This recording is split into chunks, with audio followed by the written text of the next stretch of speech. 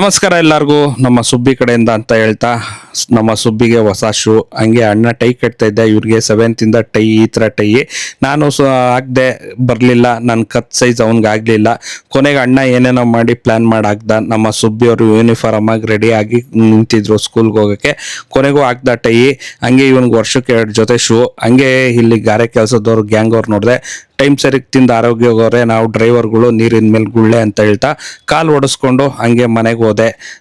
ಸಾಯಂಕಾಲ ಆಗಿತ್ತು. ನಮ್ಮ ಸುಬ್ಬಿಯವ್ರ ಸ್ಕೂಲಿಂದ ಕರ್ಕೊಬಂದು ಹಂಗೆ ಬಟ್ಟೆ ಎಲ್ಲ ಗಲೀಜು ಮಾಡ್ಕೊಂಡಿದ್ರು. ಅಣ್ಣ ಕ್ರೀಮ್ ಬಂದು ತಿಂತ ಹಂಗೆ ಇವ್ರು ಮಾತಾಡ್ತಾ ಇದ್ದಂಗೆ ಇವರು ನಮ್ಮ ಒಟಾರದಲ್ಲಿ ಎಲ್ಲರೂ ತಿಂತಾರೆ ಮಾವಿನ ಹಣ್ಣು. ದೃಷ್ಟಿ ತೆಗಿತ್ಯಾ? ಯಾರಿಗೆ? ನಂಗ? ಹಂಗೆ ಏನೋ ಮನ್ಸಿಗೆ ಬಂತು, ದೃಷ್ಟಿ ತೆಗಿತೀನಿ ಅಂತ. ಆಯಿತು ಅಂತ ಅವ್ರಿಗೂ ಒಂದು ಆಟ ಅಂತ ದೃಷ್ಟಿ ತೆಗೆಸ್ಕೊಂಡು ನಮ್ಮ ಸುಬ್ಬಿ ಕೈಲಿ ಅಣ್ಣ ಹೋಮ್ವರ್ಕ್ ಬರೀತಿದ್ದ, ಇವ್ರಿಗೆ ಹೋಮ್ವರ್ಕ್ ಇಲ್ಲ. ಹಂಗೆ ಬ್ಯಾಗ್ದು ಜಿಪ್ ಹೊರ್ಟೋಗಿತ್ತು. ಹಾಗೆ ಸುಂಕದ ಕಟ್ಟೆಗೆ ಹೋಗಿ ಜಿಪ್ ಹಾಕಿಸ್ಕೊಂಡು ಹಂಗೆ ನಾಗರಬಾವಿ ಕಡೆ ನಮ್ಮ ಸ್ನೇಹಿತರು ಮಾತಾಡ್ಸ್ಕೊಂಡು ಪೆಟ್ರೋಲಿಗೆ ಹೊಸದು ಯಾವುದೋ ಬಂದಿದೆ ಅದು ಹಾಕಿಸ್ತಲೇ ಮಾಮೂಲಿ ಪೆಟ್ರೋಲ್ ಹಾಕಿಸ್ಕೊಂಡು ಸುಂಕದ ಕಟ್ಟೆ ಕಡೆಯಿಂದ ನಾನು 5 ನಿಮಿಷ ಇಲ್ಲ ಅಂದರೆ ನಮ್ಮ ಮನೇಲಿ ಏನಾರು ಒಂದು ಅನಾಹುತ ಆಗ್ತಾ ಇರ್ತದೆ. ಇವರು ಬಿದ್ದು ತಲೆ ಹೊಡಾಕೊಂಡವ್ರೆ. ಅದು ಕೇಳಿ ಬೇಜಾರಾಗೋಯ್ತು. ಪಾಪ ನಮ್ಮ ಸುಬ್ಬಕ್ಕ ಬೆಳಗ್ಗೆಯಿಂದ ಚೆನ್ನಾಗಿದೆ, ಹಿಂಗೆ ತಲೆ ಓಪನ್ ಮಾಡ್ಕೊಂಡಿರೋ ಬ್ಯಾಗ್ ರೆಡಿ ಮಾಡಿಸ್ಕೊಂಡು ಕೊಟ್ಟು ಇವ್ರಿಗೆ ಕಾಲೆಲ್ಲ ತಿನ್ನಿಸ್ತಾ ನೈಸ್ ಮಾಡ್ತಾ ಇವತ್ತಿನ ಕತೆ ಅಷ್ಟೇ ಸ್ನೇಹಿತರೆ. ನಾಳೆ ಸಿಗೋಣ.